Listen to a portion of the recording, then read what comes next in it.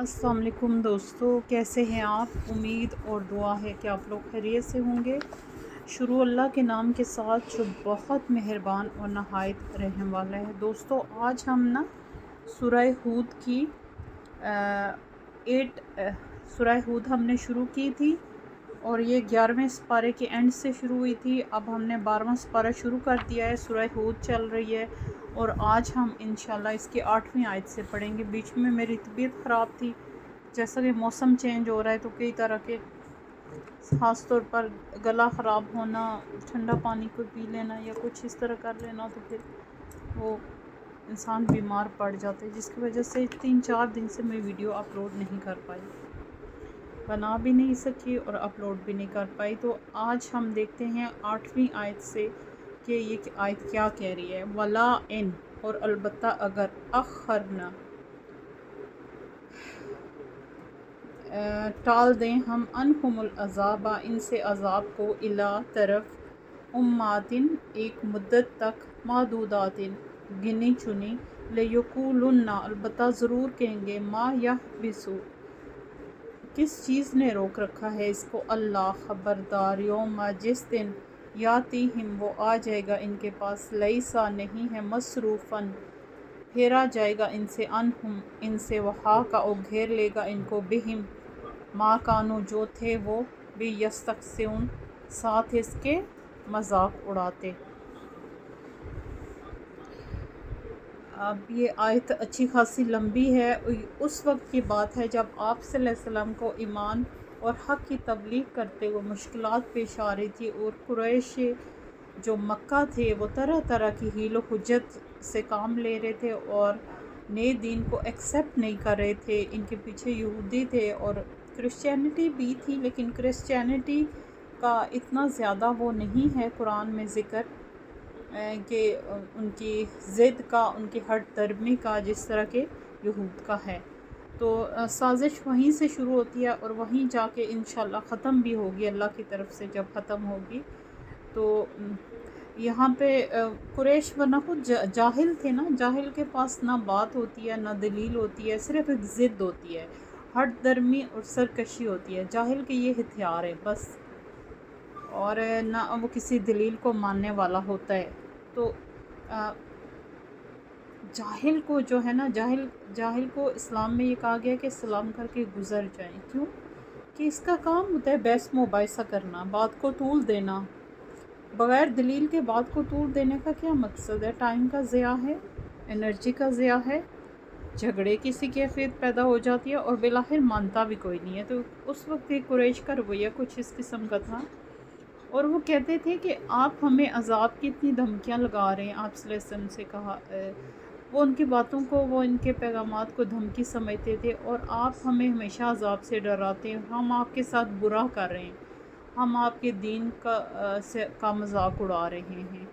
तो हम पर अज़ाब क्यों नहीं आता? ये आयत ये कह रही हैं। और अलबत्ता अगर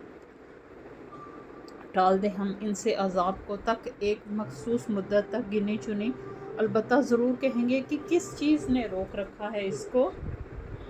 ख़बरदार, जिस दिन वो आ जाएगा इनके पास, नहीं फिर फेरा जाने वाला इनसे और घेर लेगा इनको, और वो जो थे वो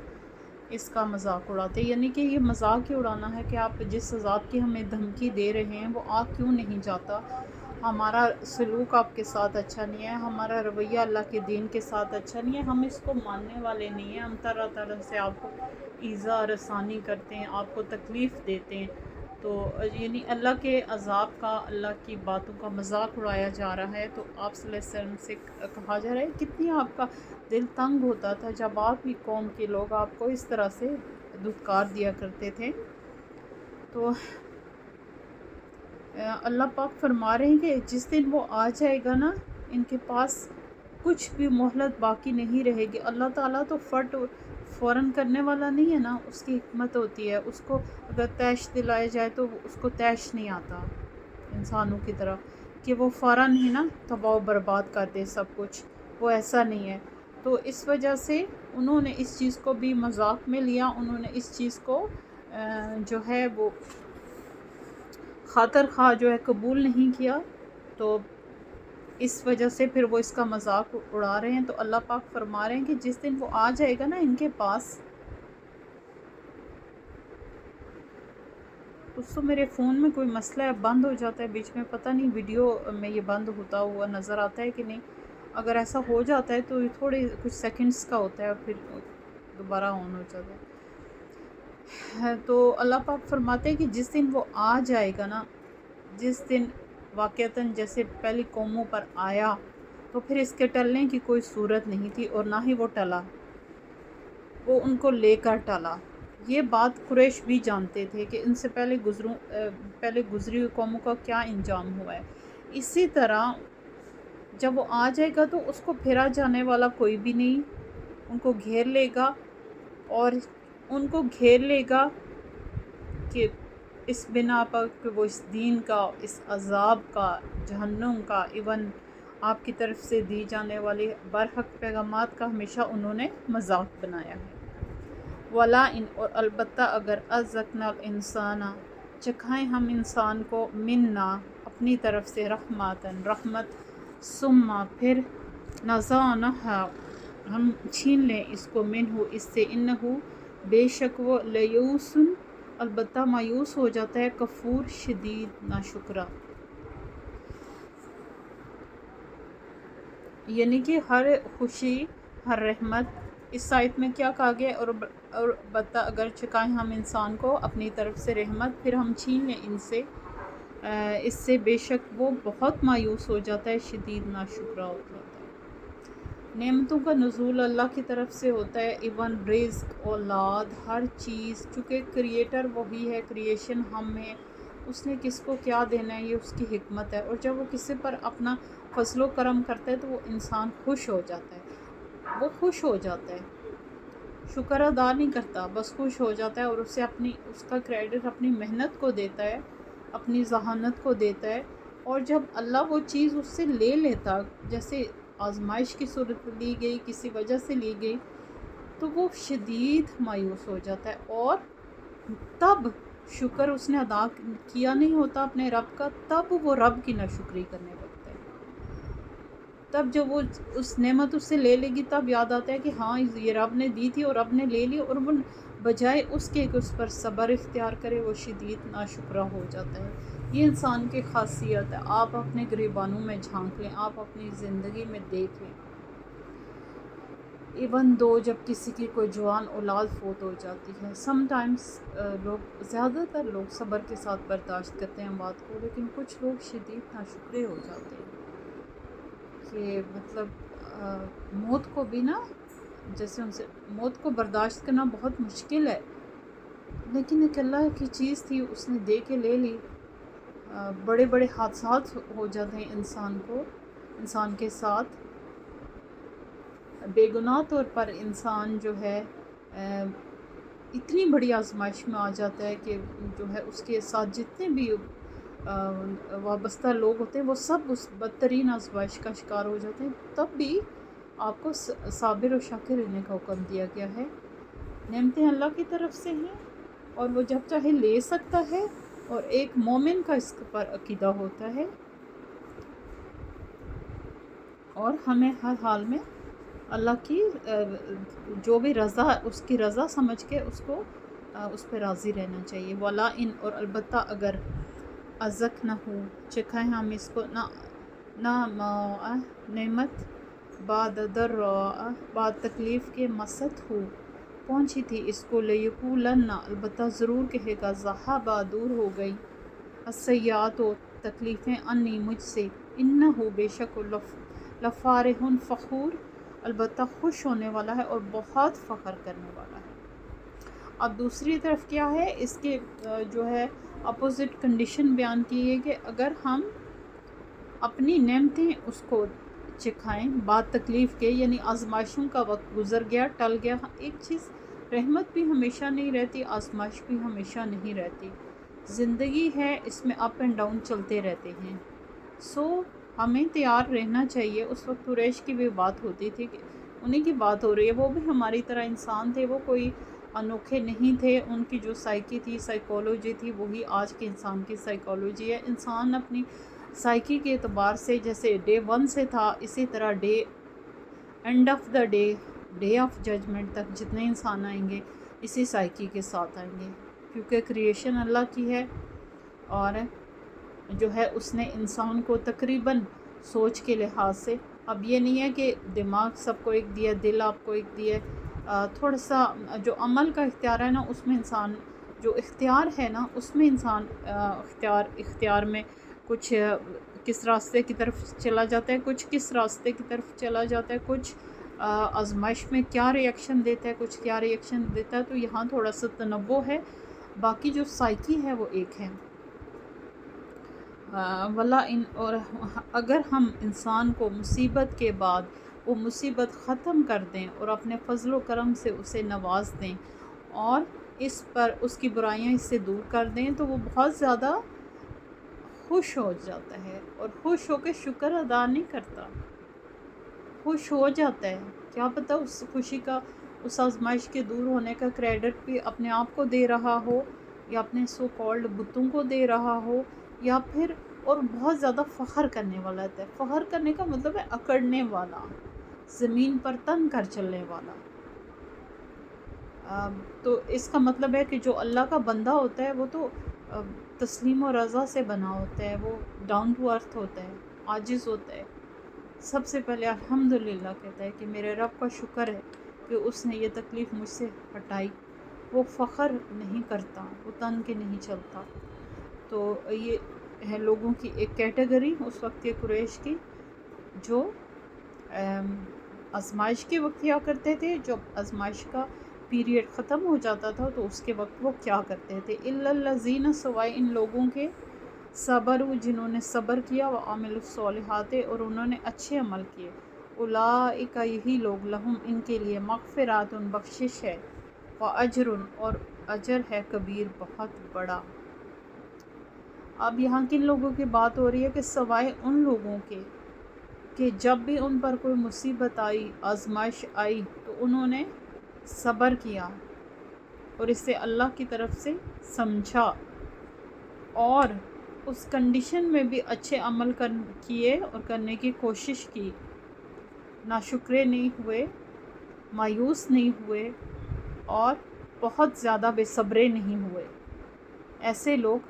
جنہوں نے آزمائشوں پر بھی راضی برضا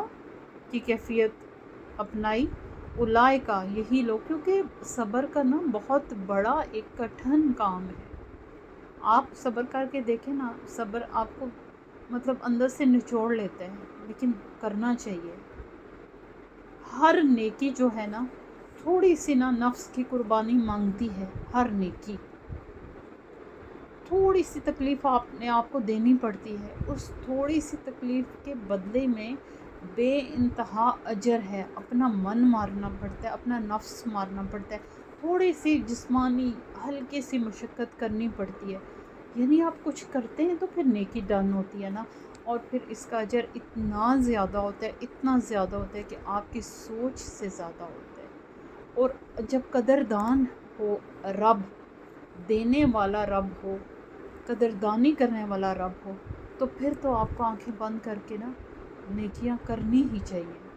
چاہے وہ چھوٹی ہوں یا بڑی ہوں، چاہے وہ زیادہ قربانی مانگ رہی ہوں یا تھوڑی۔ ہم دنیا میں، ہم مسلمان، ہم اتنے بلیسڈ، ہم آپ صلی اللہ علیہ وسلم کی امتی، ہم کیوں بنائے گئے ہیں؟ تاکہ ہم کچھ کریں اور اللہ اس کچھ کو 10 ٹائمز، مور دین 100 ٹائمز بڑھائے، یا اس سے بھی زیادہ، جتنی اس کی رحمت ہے اس کو بڑھا کے اور ہمیں بخش دے۔ تو ایسے لوگوں کے لیے بخشش ہے اور بہت بڑا اجر ہے۔ فلا اللہ کا، تو شاید کہ تم تارکم، چھوڑنے والے ہو، بعض حصہ مایوخا، جو وحی کیا گیا،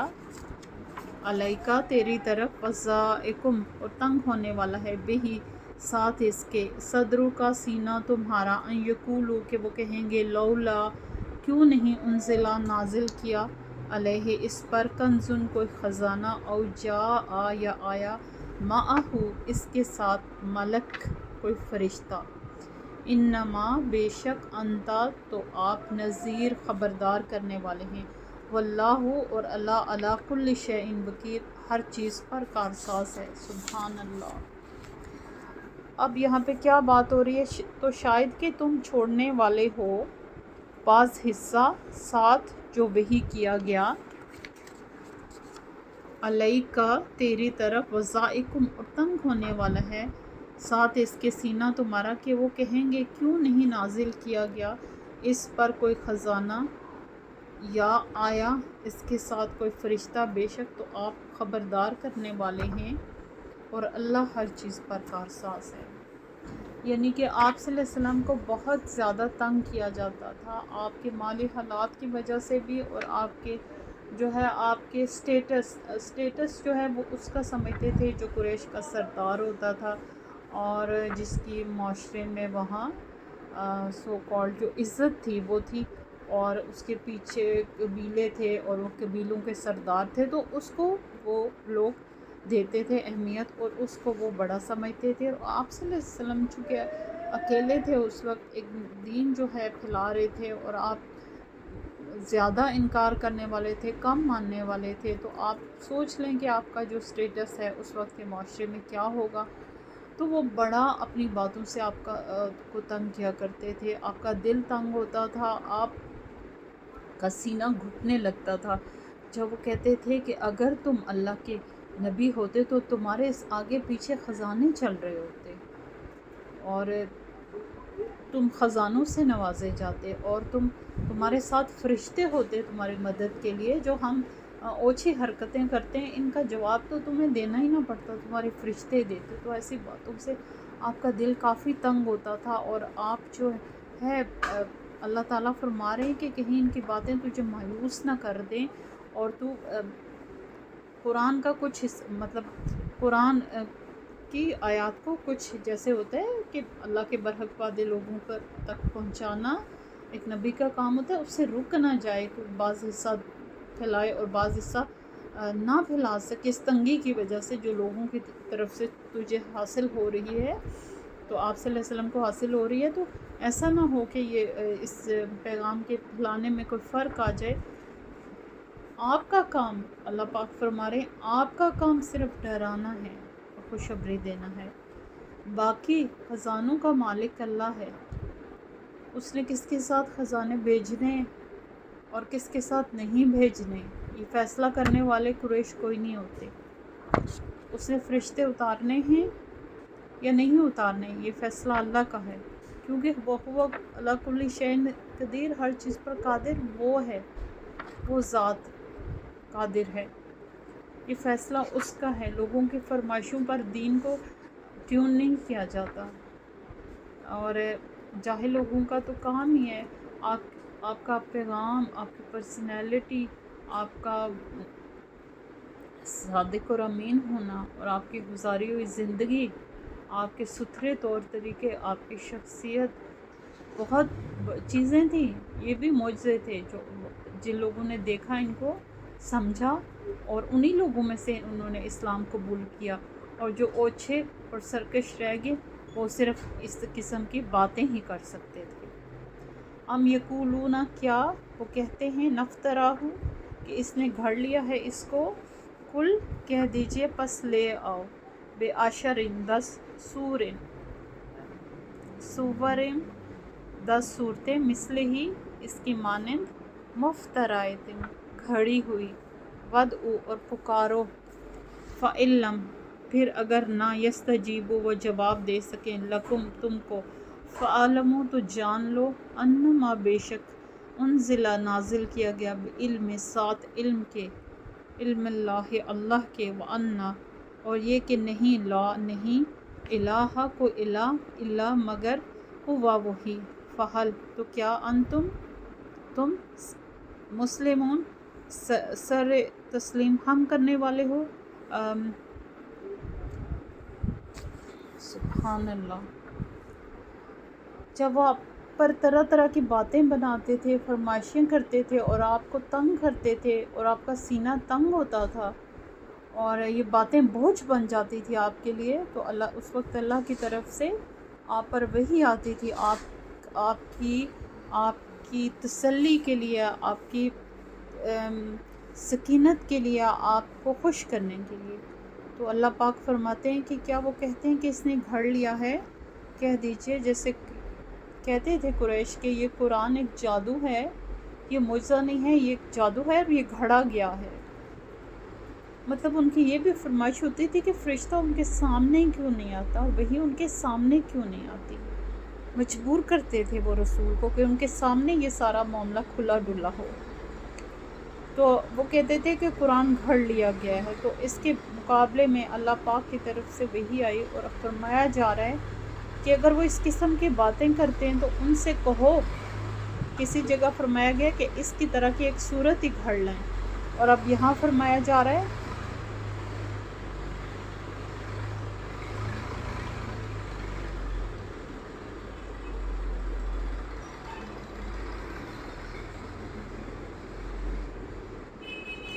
دوستو باہر ٹینکر کی آواز تھی۔ تو یہاں فرمایا جا رہا ہے کہ اس طرح کی 10 صورتیں، کوئی چھوٹی سی 10 صورتیں لے آؤ تم، اگر تم سمجھتے ہو کہ کوئی انسان ہے اس کے پیچھے اور وہ یہ قرآن جو ہے اس کا گھڑا ہوا ہے، تو تم بھی گھڑ لاؤ، ایسی کوئی 10 ہی صورتیں گھڑ لاؤ، پوری کتاب نہ گھڑ لاؤ، لیکن وہ سچی ہونی چاہیے۔ جیسے قرآن مدلل ہے، ایک دلیل ہے، اس میں آنے والے وقت کی خبر ہے، اس میں گزرے ہوئے وقت کے برحق قصے، اس میں ایچ اینڈ ایوری تھنگ ہے، قانون ہے، امپلیمنٹیشن کے لیے ایک کتاب ہے، مسلمانوں کی زندگی کو رہنمائی اور سدھارنے کے لیے۔ یہ ایک فضول کتاب تو نہیں ہے، یہ کوئی سٹوری بک تو نہیں ہے مطلب جسے آپ پڑھیں اور انسانوں نے لکھا ہو، ایسا تو نہیں ہے، لیکن وہ اسے ایسا سمجھتے تھے۔ تو پھر اللہ پاک کی طرف سے ان کو چیلنج ہوا کہ اس طرح کی 10 صورتیں گھڑ لاؤ، اور جو گھڑے گا اور پکارو اس کو جو استطاعت رکھتا ہو اللہ کے سوا یہ گھڑنے کی۔ صورتیں گھڑوا لو کسی انسان سے اور پھر اس کو پکارو جس کو تم سمجھتے ہو کہ اس نے یہ کلام گھڑا ہے، تو تم بھی کسی شخصیت سے ایسی 10 صورتیں گھڑوا کے لے آؤ اور اپنی مدد کے لیے پکارو اسے، جس طرح کے مومنین اللہ کو پکارتے ہیں اللہ کے سوا، تم اس شخصیت کو پکار دو اگر ہو تم سچے۔ یعنی اللہ تو برابر اپنے بندوں کے ساتھ ہے اور ان کی مدد کرتا ہے، ان کے شامل حال رہتا ہے، ان کی دعائیں سنتا ہے، وہ بیٹھا ہی وہاں انسانوں کے لیے۔ سبحان اللہ۔ تو اسی طرح تم جس پر بھروسہ کرتے ہو اللہ کے سوا، اس سے کہو کہ 10 صورتیں ایسی بنا دے اور اسے پکارو اپنے کاموں کے لیے کہ وہ تمہاری صبح کے شروعات سے لے کر رات کے سونے تک اور پوری زندگیوں تک تمہاری زندگی کا نظام سنبھالے۔ کوئی دعا مانگ کر دیکھو اسے، کوئی کام مانگ کر دیکھو اسے، پکارو اسے، تو دیکھو کہ کیا جواب ملتا ہے۔ پھر اگر وہ جواب نہ دے سکیں تم کو، تو جان لو کہ بے شک نازل کیا گیا ہے ساتھ علم ہے کہ اللہ کے، اور یہ کہ نہیں کوئی الہ مگر وہی، تو کیا تم سر تسلیم ہم کرنے والے ہو۔ سبحان اللہ۔ اب کتنا بڑا چیلنج ہے قریش کو کہ پکارو کسی اور کو اور اپنے کام سنوارو اس سے اور اپنی زندگی بناؤ اس سے کہو کہ ایک انسان ہی اس طرح کا پیدا کر دے، اور اگر وہ ایسا نہ کر سکے تو جان لو کہ یہ کتاب برحق طور پر اللہ کی طرف سے پوری مدلل اور ایک دینی کتاب ہے جو اس نے اپنے نبی پر نازل کی ہے، جو لوگوں کی رہنمائی کے لیے ہے۔ اگر تمہیں وہاں سے جواب نہ ملے اور تمہارا دعویٰ جھوٹا نکلے کہ قرآن گھڑا ہوا ہے، تو ہماری طرف سے چیلنج ہے کہ تم بھی گھڑ لاؤ۔ اگر تم نہیں گھڑ سکتے، تمہیں کوئی گھڑ کر دینے والا نہیں ہے، تمہاری مدد نہیں ہو رہی، تو سمجھ لو کہ یہ اللہ رب العالمین کی طرف سے ہے اور کوئی عبادت کے لائق نہیں مگر وہی جو اللہ ہے، اور وہ ایک ہی ہے، اور اس کے علاوہ کوئی عبادت کے لائق نہیں، کوئی اختیار کا لائق نہیں۔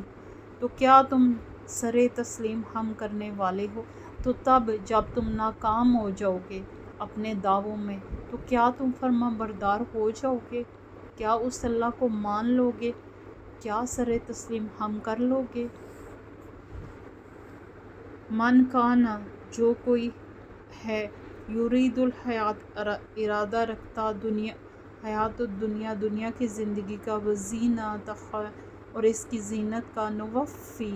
ہم پورا کر کے دیں گے، علیہم، ان کی طرف، اعمالہم، ان کے اعمال کو، فیہا، اس میں، وہم، اور وہ، فیہا، اس میں، لا یبخسون، کمی نہ کیے جائیں گے۔ اب اس آیت کا کیا مطلب ہے کہ جو کوئی ہے ارادہ رکھتا دنیا کی زندگی کا اور اس کی زینت کا، ہم پورا کر کے دیں گے اس کی طرف، ان کے اعمال کو، اس میں، اور وہ اس میں کبھی کمی نہ کیے جائیں گے۔ سبحان اللہ۔ اب اللہ تعالیٰ کی ذات ایسی نہیں ہے کہ وہ ذاتی طور پر کسی کی دشمنی کرے، یہ سب اس کے عباد ہیں۔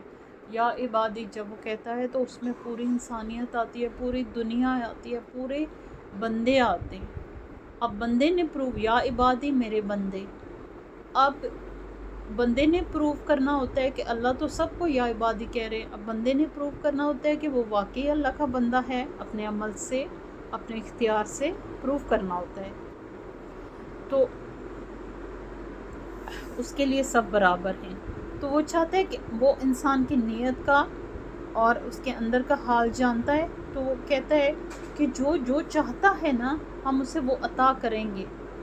جو دنیا کی زندگی، اس کی زینت، آرائش، مطلب دنیا کے کچھ دل دنیاوی طرف بہت مائل ہوتے ہیں، وہ چاہتے ہیں کہ ہمیں پوری دنیا ملے، اس میں کچھ کمی نہ آئے۔ تو اللہ تعالیٰ ایسے بلا شبہ ہر انسان سے باخبر ہے، تو وہ کہتا ہے کہ ایسوں کو ہم دنیا دیں گے، اس کی آرائش اور زینت دیں گے، اس کی توقع سے بڑھ کر دیں گے، اس میں کسی قسم کی کمی نہیں رکھیں گے، یعنی اتنا دیں گے کہ وہ اسے خوش کر دیں گے، اور جو ہے اس کی دعا پوری فرمائیں گے۔ جو آخرت چاہے گا اسے آخرت عطا کی جائے گا، جو دونوں چاہے گا اس کو دونوں عطا کیے جائیں گے۔ سبحان اللہ، یہ اللہ کی شان ہے، یہ اس کی رحمان ہونے کی دلیل ہے، یہ اس کی رحیم ہونے کی دلیل ہے، یہ اس کی ذات کے بالکل شان کے مطابق یہ آیت ہے کہ وہ کہتا ہے کہ جو چاہے گا وہ ہم اسے عطا کریں گے۔ فرعون نے چاہا نا دنیا، فرعون سے زیادہ دولت کس کے پاس تھی، نمرود سے زیادہ دولت کس کے پاس تھی، کہ ان کی دولت کی حدیں، ایک ان کے جواہر اور ان کے مطلب قیمتی نوادرات اور ان کے ہیروں اور ان کے سونے اور چاندی اور مثل اور جتنے بھی مثل کی چیزیں ہیں، ان کی سرحدیں ایک ملک سے شروع ہو کر دوسرے ملک تک چلی جاتی تھیں۔ اللہ نے ان کو دیا کیونکہ وہ دنیا، اور اختیار کتنا تھا کہ کوئی پورے ملک میں کوئی انسان آپ کی مرضی کے بغیر سانس لینے کی جرت نہیں کر سکتا تھا۔ کتنا اختیار دیا، کیونکہ وہ دنیا چاہتے تھے نا، تو وہ انہوں نے سوچا بھی نہیں ہوگا کہ ہم اتنا چاہتے ہیں، تو اللہ نے ان کی سوچ سے بڑھ کر ان کو عطا کر دیا۔ تو اللہ پاک کہتے ہیں کہ میرے اوپر یہ گمان رکھو کہ جو مجھ سے مانگو گے، جو چیز چاہو گے، میں وہ پوری وہ تمہیں عطا کروں گا، اور اس میں کسی قسم کی کمی نہیں ہوگی۔ سبحان اللہ۔ اب یہ 15 سورت ہم نے پڑھی یہاں تک، اور یہاں پہ دوستو یہ ٹینکر ہی آ جا رہی، تو یہاں ہم اختتام کرتے ہیں۔ اللہم انی اسألک علما نافعا وعملا متقبلا ورزقا طیبا، اس دعا کے ساتھ اختتام کرتے ہیں۔ اجازت چاہتی ہوں، اللہ حافظ۔